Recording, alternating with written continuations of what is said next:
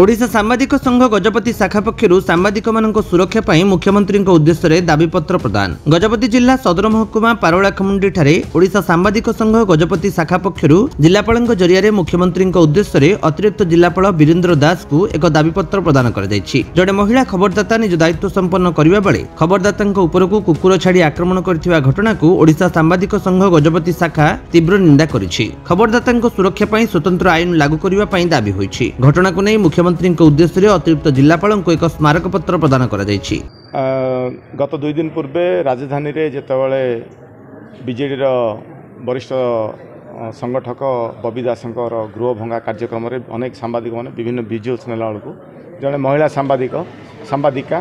सी जेतेबेले मंत्री रघुनंदन दास को घर पछाड़े परमिशन नहीं जेतेबेले से प्रवेश करथिले हठात मंत्री उत्त्यक्त हुई एवं विरक्त हुई तांकर जो पोषा कुकुर विदेशी पोषा कुकुर महिला उपर छाड़ी देते सांबादिक उपर छाड़ी देते से निश्चित भाव समस्त को केवल आश्चर्य करना एक प्रश्न उठाई जे जड़े पूर्वतन मंत्री कार्यक्रम किपर करें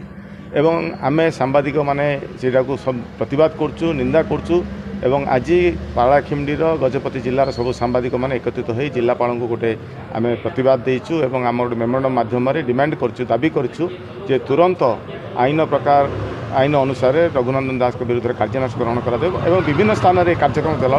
सांबादिक मानक सुरक्षा किपर मिलिबो एवं ये जो कुकुर छाड़ीबा गुंडा लगाइबा बाड़ेबा ये कार्यक्रम किपर बंद हम से पदक्षेप नुआ सरकार नेबे बोली आम आशा करछु। बड़ा दुखर विषय सांबादिकता कार्यक्रम निष्ठा पर जो बबी दास क्वार्टर पचकानी भिजुआल नेला बेलू पूर्वतन मंत्री रघुनंदन दास जो प्रकार दुर्व्यवहार कर महिला सांबादिक कुकुर छाड़ी तापर दृढ़ कार्यानुष्ठान ग्रहण करा जाओ। बर्तमान सांबादिक को सुरक्षा दिया देवार बर्तमान नुआ सरकार को आम अनुरोध कर तरफ